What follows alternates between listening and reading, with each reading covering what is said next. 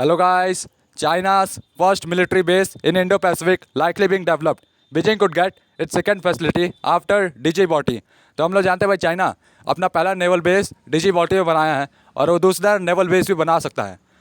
तो कंबोडिया ने अनाउंस किया अपने प्लान पिछले हफ्ते अपने एयर डिफेंस स्टेशन और रेडार सिस्टम को बढ़ाएगा रीम नेशनल पार्क में।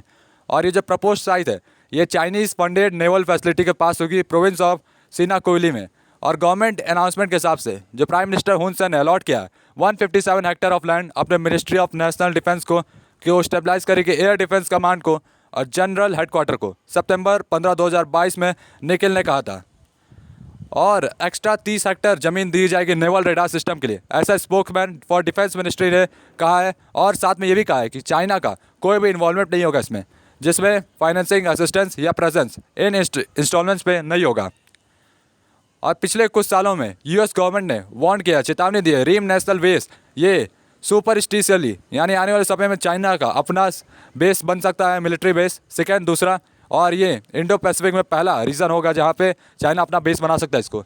और हम लोग भी जानते हैं भाई कि ये पहले लोन देता है दूसरे देशों को और फिर मौका मिलने पे उन पर कब्जा कर लेता है। और जो न्यू प्लान्स है ये अटैम्प्ट है कंबोडिया में अपने स्ट्रेंथ करने के लिए अंडर डेवलप्ड मिलिट्री इंफ्रास्ट्रक्चर को। कंबोडिया अपनी मिलिट्री ताकत बढ़ाना चाहता है लेकिन वो जान नहीं रहा चाइना क्या करने वाला है। एक्सपोर्ट के हिसाब से जो अपग्रेड्स होंगे ये बूस्टर करेंगे रेल्स स्ट्रेटेजिक सिग्निफिकेंस को चाइना के लिए और इम्प्रूव करेंगे मॉनिटरिंग कैपेबिलिटीज़। तो हम लोग जानते हैं भाई अलग अलग देश जो आते हैं यहाँ पे वे अपना युद्ध अभ्यास करते हैं, तो चाइना उनकी कैपेबिलिटी को क्षमता को जान पाएगा कौन कितना ताकतवर है, कौन किस तरह के हथियार ले आ सकता है जल्दी जल्दी।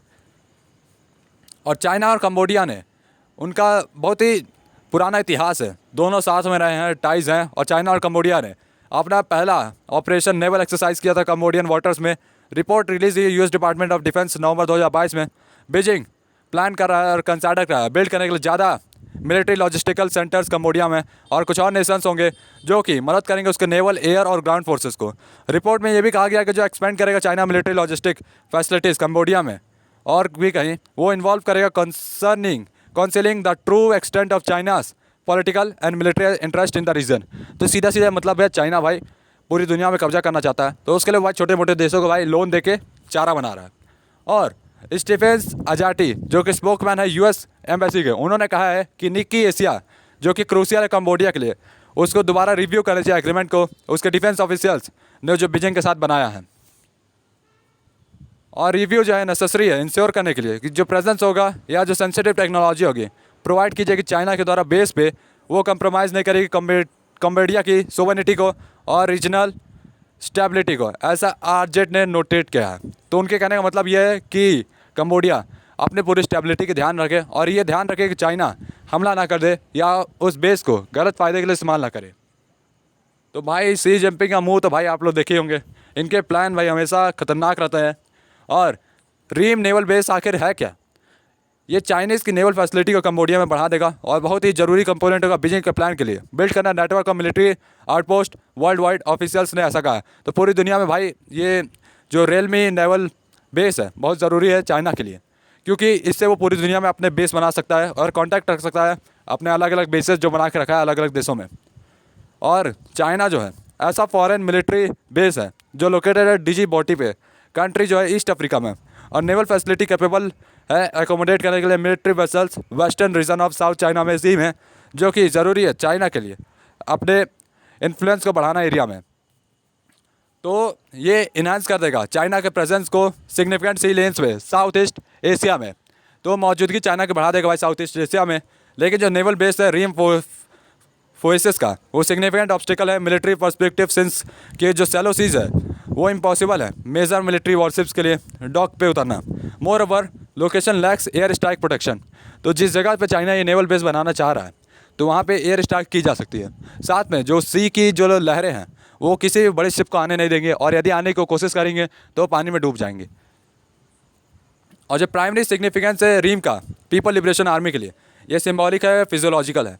और जो साइट लोकेशन है वो एडवांटेज है इंटेलिजेंस गैदरिंग एक्टिविटीज़ के लिए जो कि कंबोडिया की नेबरिंग कंट्रीज से किया जाएगा।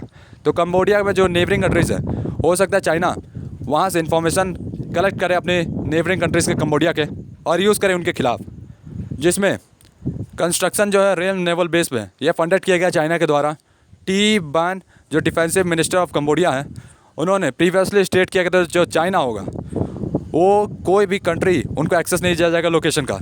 मतलब चाइना को कंट्री के किसी भी पार्ट का लोकेशन का एक्सेस नहीं दिया जाएगा। तो भाई ये टाइप 002 एयरक्राफ्ट कैरियर है पीपल्स लिबरेशन आर्मी नेवी का।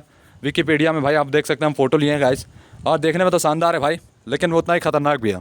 एक्सपर्ट्स ने कहा है कि जो रियल नेवल बेस है वो 30 किलोमीटर से कम दूरी पे है वियतनाम के आइलैंड पे पीयूकॉक पे, और ये हाई रिस्क है, टारगेट किया जा सकता है स्ट्राइक्स में साउथर्न वियतनाम से एयर बेस पे और सबमरीन्स पे। तो जो साउथ से है वियतनाम से, वहाँ पे भी हमला हो सकता है, और वहाँ से भी जो चाइना का ये बेस बन सकता है वहाँ भी हमला हो सकता है। दोनों जगह हमले के खतरे हैं, और ये ज़रूरी है कि एयर डिफेंस सिस्टम जो हो रेल में हो, और जो बेस हो वो पोटेंशियली सर्व किया जाए operational base for Chinese coast guard. तो हो सकता है कि जो चाइना हो इसको अपने कोस्ट गार्ड के लिए यूज़ कर ले, अपने नेवल बेस यहाँ पे लगा दे और ऑपरेशंस करने लगे। कंबोडिया ऑथोरिटीज़ के हिसाब से जो लेटेस्ट प्लान है नियर या एट रेल नेवल फैसिलिटी, ये ज़्यादा कुछ नहीं है, सोवरेन कंट्री के हिसाब से जो कि इन्हांस करेगी अपनी मिलिट्री कैपेबिलिटी को। The constitution of Cambodia forbids the country from hosting foreign body basis. तो कम्बोडिया की सरकार का नियम है कि वो किसी भी फॉरेन कंट्री को अपने देश में बेस नहीं बनाने देंगे। अब देखते हैं भाई ये बेस बनता है कि नहीं, लेकिन जो डिफेंस मिनिस्ट्री स्पोकमैन ने मना कर दिया है किसी भी फॉरेन आर्मी का टेरिटरी पे होने के लिए और इम्प्लाई करने के लिए केवल टेक्नीशियंस वर्कर्स एंटर करेंगे कंट्री में। और जो स्पोकमैन ने यह भी कहा है कि किसी फॉरेन ट्रूप को रजिस्ट्रेशन नहीं करने दिया जाएगा कंट्री में, और मना है लॉ के हिसाब से, और कंट्री किसी को भी अपना टेरिटोरियल इंटीग्रिटी नहीं करने देगी, यानी किसी को अपने टेरिटरी में घुसने नहीं देगी।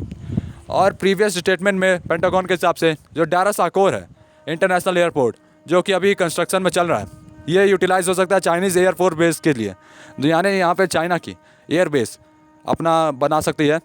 और जो एयरपोर्ट है ये लार्ज टूरिज्म डेवलपमेंट है प्रोजेक्ट है रेम के पास, और यूनाइटेड स्टेट्स जो है इस पर सेक्शंस लगा चुके हैं डेवलपर ऑफ एयरपोर्ट पे, यानी जो भी एयरपोर्ट डेवलप करेगा उस पर सेक्शंस लग चुके हैं। तो इसलिए एक तरह से जो सेक्शंस होते हैं भाई पाबंद बहुत ज़रूरी होता है, और इसको लगाने का मतलब ये होता है कि जो भी देश बनाएगा इसको उसको वेस्टर्न कंट्रीज़ की तरफ से, खास करके अमेरिका की तरफ से कोई भी मनी ट्रांजेक्शन में मदद नहीं मिलेगी।